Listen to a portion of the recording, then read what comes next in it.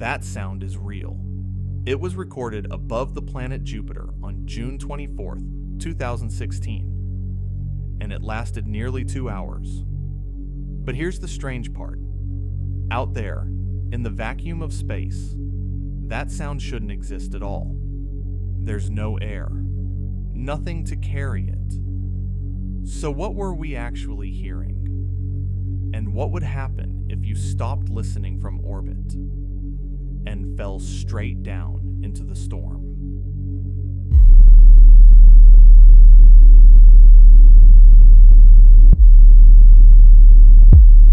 Sound is just a pressure wave. It needs something to push against.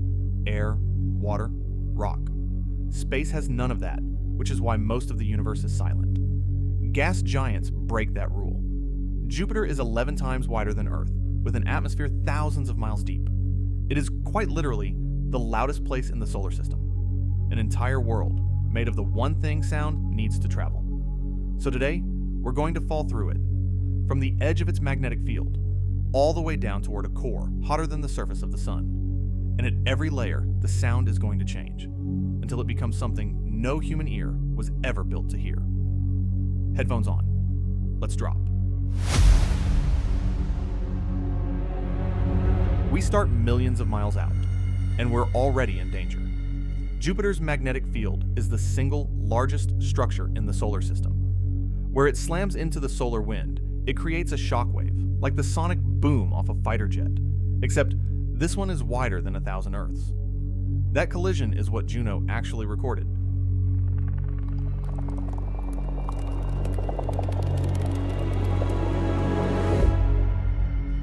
Now, full honesty, because this matters. That isn't sound in the normal sense. Up here, there's no air, so spacecraft detect plasma waves and convert them into something our ears can process. Scientists call it sonification. It's the planet's electric voice, not its acoustic one. The real sound, true pressure waves you could feel in your chest, begins the moment we touch the clouds. So let's keep falling.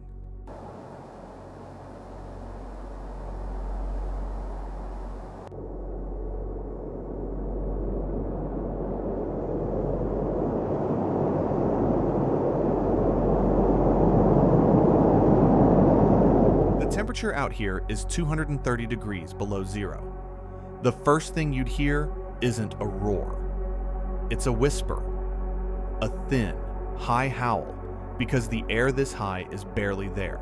Then the bands rise up to meet you. Those pale stripes aren't gentle weather.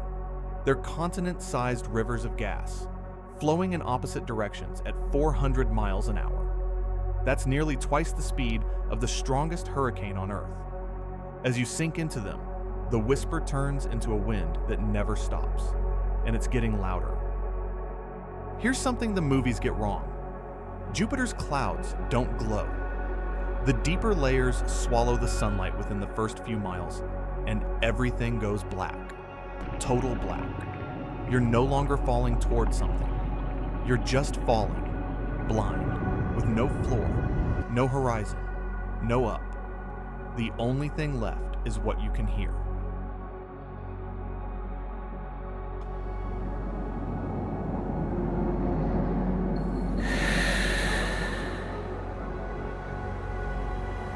And in that darkness, the storm finally answers. When NASA's Galileo probe fell into this exact layer in 1995, it detected lightning, but not like ours. Jupiter's bolts are hundreds of times more powerful, firing through clouds the size of our entire planet. And down here, that thunder doesn't crack and fade. The air is getting thicker, and thicker air carries sound further and deeper. Each strike becomes a slow, rolling boom that rolls past you for seconds, from every direction at once. Galileo lasted 57 minutes before the pressure tore it apart. It made it less than 1% of the way down. We're going further. About 90 miles down, the pressure hits 100 times Earth's atmosphere, the same crushing weight you'd feel half a mile under our ocean. and the gas around you stops behaving like gas. This is where sound gets strange. The denser the medium, the faster sound moves through it, so the rushing wind drops in pitch and gains a weird, fast, hollow echo. If you screamed, your own voice would come back to you deeper, slower, wrong, stretched by physics into something you wouldn't recognize.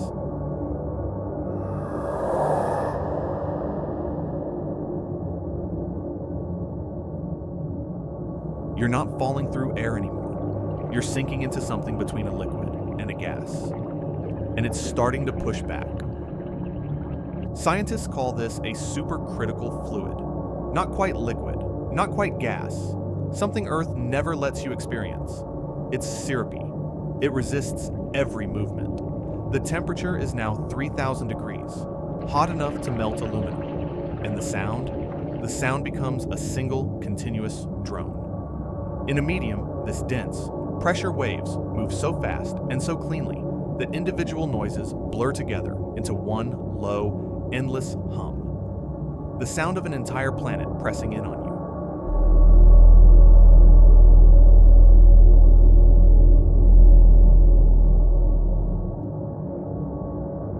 No more wind, no more thunder, just this, for hours, in complete darkness, completely alone.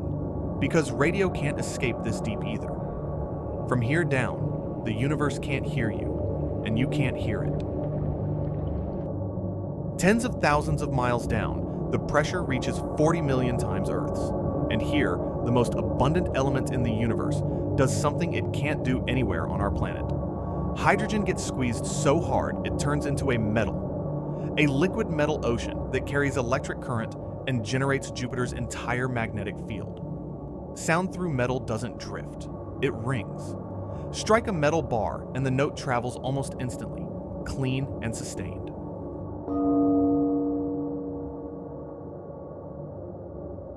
An ocean of liquid metal the size of 100 Earths would do the same, carrying a single tone across its whole body in seconds. You wouldn't crash into a core. There's no floor to hit, just resistance, growing and growing, until you simply can't fall any further. The bottom of the loudest place in the solar system.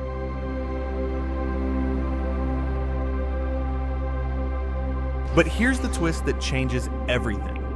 You didn't need to fall in to hear Jupiter, because the whole planet is already making sound, right now as you watch this. In 2011, astronomers pointed a special instrument at Jupiter and caught it oscillating. The entire planet rings, like a struck bell or a giant organ pipe, vibrating in and out by a few inches across its whole 11,000-mile body.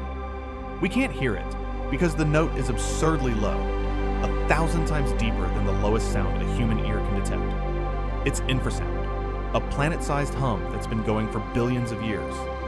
So this entire descent, it was the same song, just at every volume. The electric scream of the bowshock, the howling bands, the rolling thunder, the metallic ring at the core, all of it, layers of one enormous instrument, and at the very center, the deepest note in the solar system.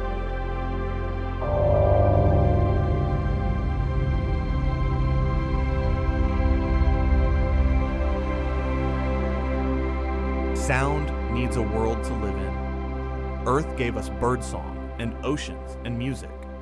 Jupiter took the same physics and turned it into something monstrous. A place where you'd fall for 12 hours in the dark, listening to a planet that never stops humming. And Jupiter isn't even the strangest one. Saturn rings differently. Neptune screams in a wind faster than the speed of sound on Earth. So tell me in the comments, which gas giant should we fall through next? Saturn, Neptune, or Uranus? If this rewired how you think about silence in space, subscribe. We simulate one impossible journey every week. Headphones off, for now.